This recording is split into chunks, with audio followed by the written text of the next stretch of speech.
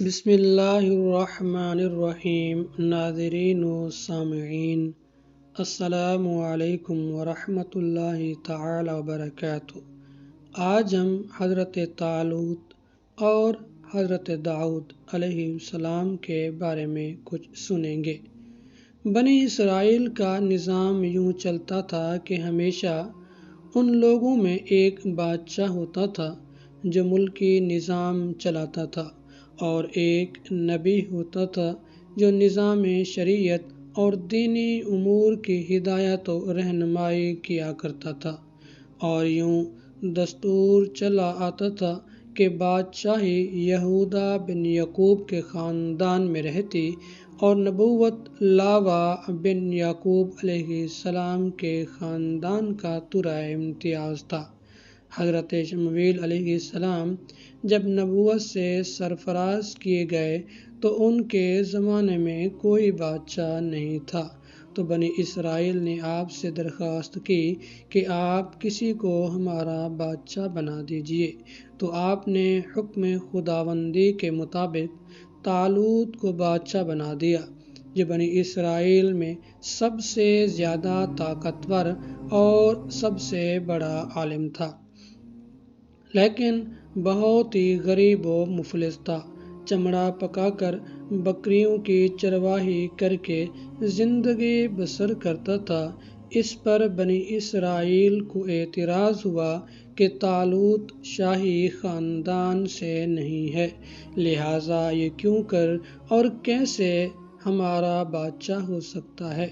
اس سے زیادہ تو بادشاہت کے حقدار ہم لوگ ہیں، کیونکہ ہم لوگ شاہی خاندان سے ہیں۔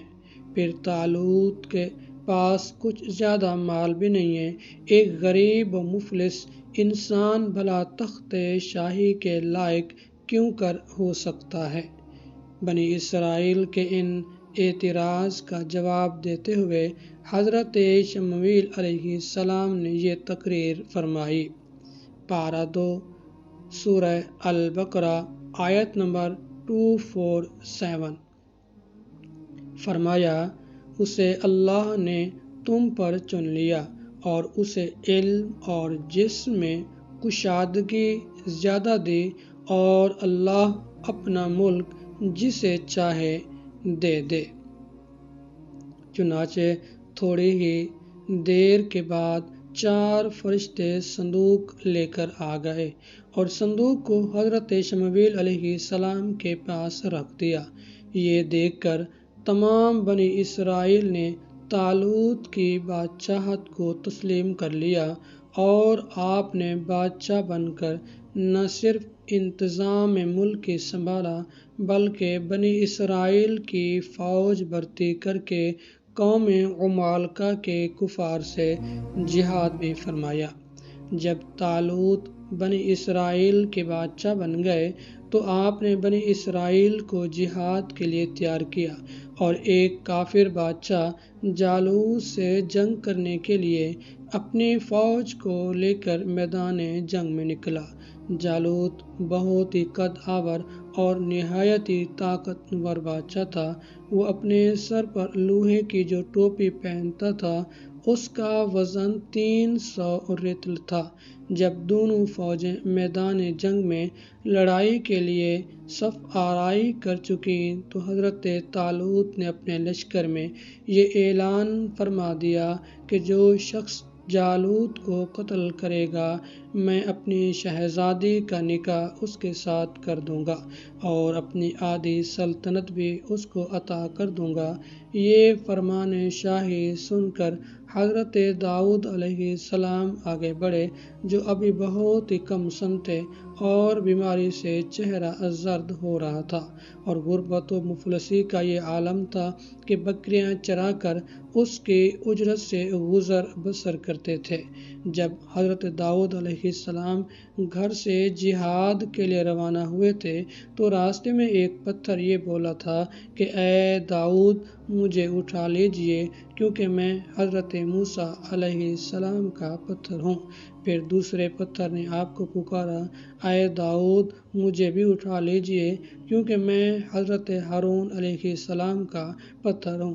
پھر ایک تیسرے پتھر نے آپ کو پکار کر عرض کیا، اے حضرت داؤد، مجھے بھی اٹھا لیجئے کیونکہ میں جالوت کا قاتل ہوں۔ آپ علیہ السلام نے ان تینوں پتھروں کو اٹھا کر اپنے جھولے میں رکھ لیا۔ جب جنگ شروع ہوئی تو حضرت داؤد اپنی گوپن لے کر صفوں سے آگے بڑھے، اور جب جالوت پر آپ کی نظر پڑی تو آپ نے ان تینوں پتھروں کو اپنی گھوپن میں رکھ کر بسم اللہ پڑھ کر گھوپن سے تینوں پتھروں کو جالوت کے اوپر پھینکا، اور یہ تینوں پتھر جا کر جالوت کی ناک اور کھوپڑی پر لگے اور اس کے بھیجے کو پاش پاش کر کے سر کے پیچھے سے نکل کر 30 جالوتیوں کو لگے اور سب کے سب مقتول ہو گئے۔ پھر حضرت داؤد علیہ السلام نے جالوت کی لاش کو گھسیٹتے ہوئے لا کر اپنے بادشاہ حضرت طالوت کے قدموں میں ڈال دیا۔ اس پر حضرت طالوت اور بنی اسرائیل بے حد خوش ہوئے۔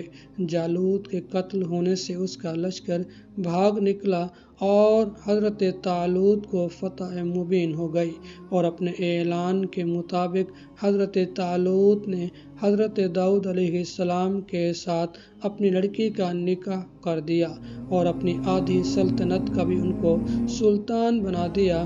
پھر پورے 40 برس کے بعد جب حضرت طالوت بادشاہ کا انتقال ہو گیا تو حضرت داؤد علیہ السلام پوری سلطنت کے بادشاہ بن گئے، اور جب حضرت شمویل علیہ السلام کی وفات ہو گئی تو اللہ تعالیٰ نے حضرت داؤد علیہ السلام کو سلطنت کے ساتھ نبوت سے بھی سرفراز فرما دیا۔ آپ سے پہلے سلطنت اور نبوت دونوں اعزاز ایک ساتھ کسی کو نہیں ملا تھا۔ آپ پہلے شخص ہیں کہ ان دونوں عہدوں پر فائز ہو کر 70 برس تک سلطنت اور نبوت دونوں منصبوں کے فرائض پورے کرتے رہے، اور پھر آپ کے بعد آپ کے فرزند حضرت سلیمان علیہ السلام کو بھی اللہ تبارک و تعالیٰ نے سلطنت اور نبوت دونوں مرتبوں سے سرفراز